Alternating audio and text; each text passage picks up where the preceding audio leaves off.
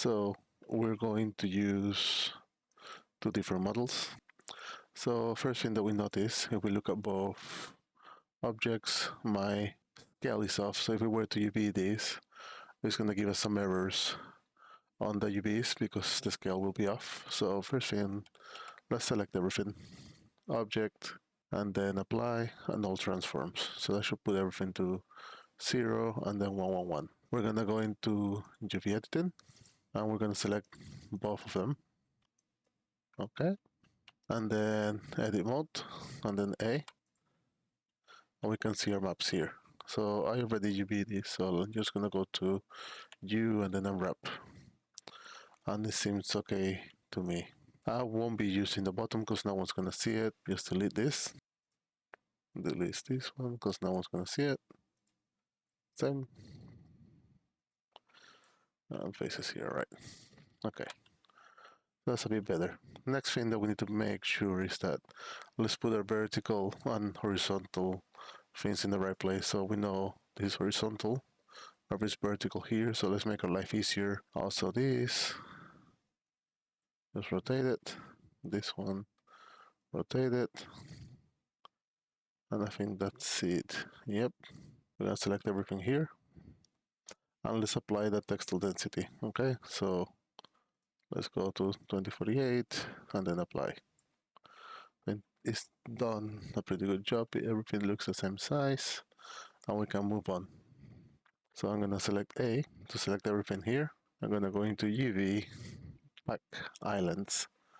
I don't want it to rotate anything because I already put that thing so I went in the right location. I'm just gonna lower this by 1, 0, so 0.01. And you can always make it bigger so then there's more space, but I think that works for me. And I'm gonna click OK. And then you can see it's done a decent job. Okay, so we have our UVs. The next thing that we want to do is start thinking about texturing and how we can make our texturing a bit easier. Okay, so if we go into textiles, if we go down to where it says color ID, and let's click on vertex colors. Okay, and I might put about 7 or 8. I don't know how many I'll need. And let's go from that. So I know this is going to be one color because it's a separate object. Okay, so let's just make sure that I go into edit mode. Okay, and again, I want this from blue now because that's the top. Okay, if we go to this one here and then go into faces, we know this, and the back one are going to be one color. So let's go to green. Because imagine if you put your wood, that's going to be one way, and then this is going to be another way for your grain, for example. Okay, and then let's do this here too, and let's make that one blue, and same here, like that. So we got one color here for the top, even though no one may see it, might as well just have it there. Then you have your wall, and then your wood grain is going to go here, and that should do a decent job.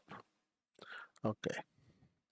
Next thing I want to do is select both objects under the object mode, and I'm just going to make sure that I join them.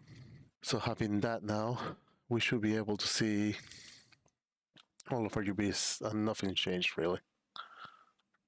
All right, next thing is I want to put my pivot point to the right place. So if we go into edit mode again, I'm going to choose one vertex. So let's choose this vertex here. I'm going to press Shift and S. I'm going to click cursor to select it. Then we're going to go back to object mode, object, set origin, origin to 3D cursor. Okay. And now if we were to go to our modeling, select our object, and let's just make sure everything's on 0, 0, 0, 0, which seems like it is. So this is ready now to go into Substance Painter. So let's go to File, Export, FBX. I want to export only the mesh, my selected objects. Make sure that we go to Setup, and I don't need to make animation since there's no animation. And then we're just going to export it. and I'm going to click Export FBX. Let's go into File, New. I'm going to select my wall doorway. I'm going to do 2K for now.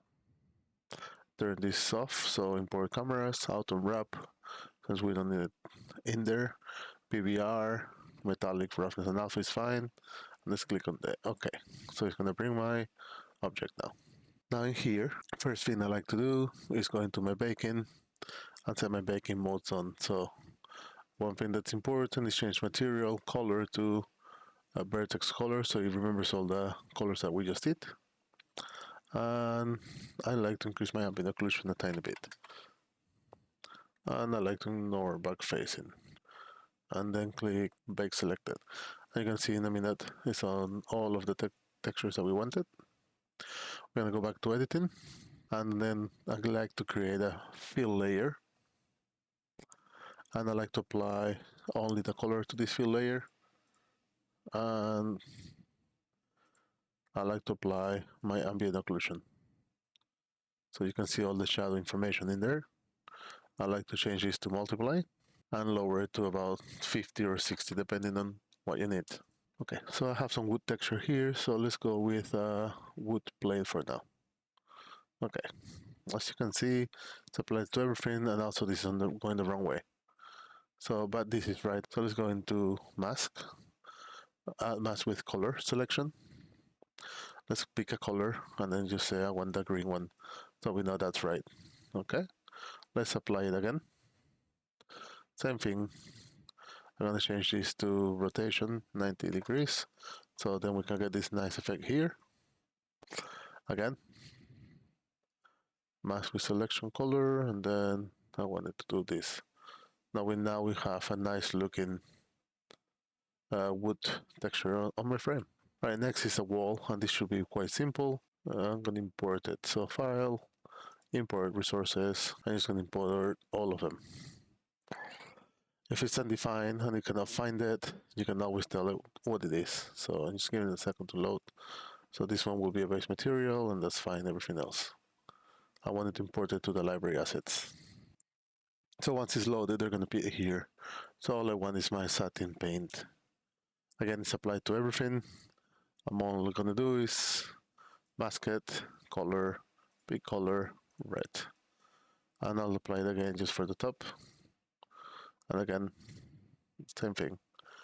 Mask it, color, big, blue. And don't forget to put your AO map to the top, okay? Because that's what gives all your nice shadow information. So that seems okay to me. And then export this. I'm gonna go File, Export Textures. I'm gonna tell it where I'm gonna save it, doorway, and then select folder. I wanna make it into Unreal Pack. I like it to be Targa. And then everything else is fine. Just double check that it's 2048 just in case. I'm gonna click export. So then we can close this now and open Unreal.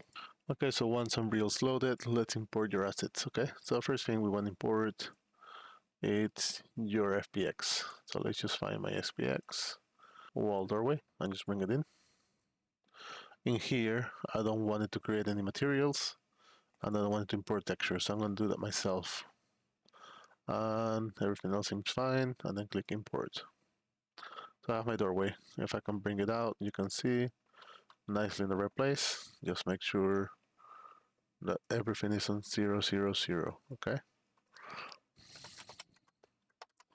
Yeah, so we know that's on 0, 0, 0 now. Right, so now we need to create the textures, create a new folder, and it's gonna be called textures. I'm gonna drag that out and put it into my content, move. And the last thing I wanna create is gonna be a materials folder.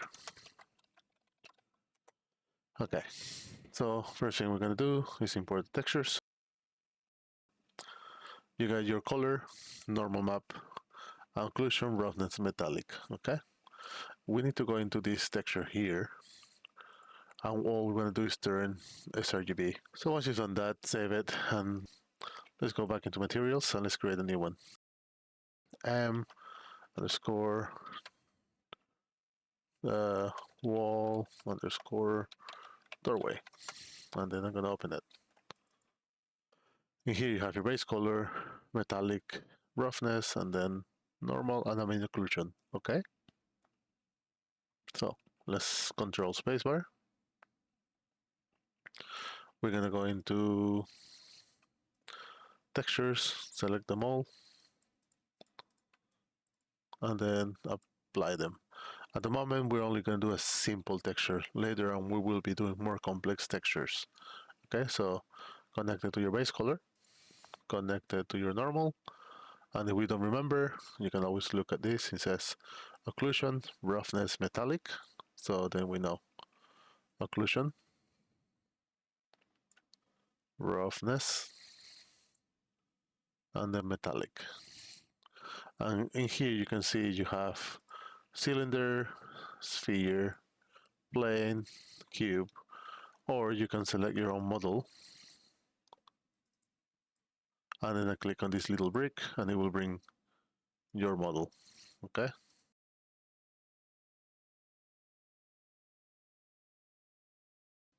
So with that, I'm going to save it, close it, and that's the basic material that we want to create.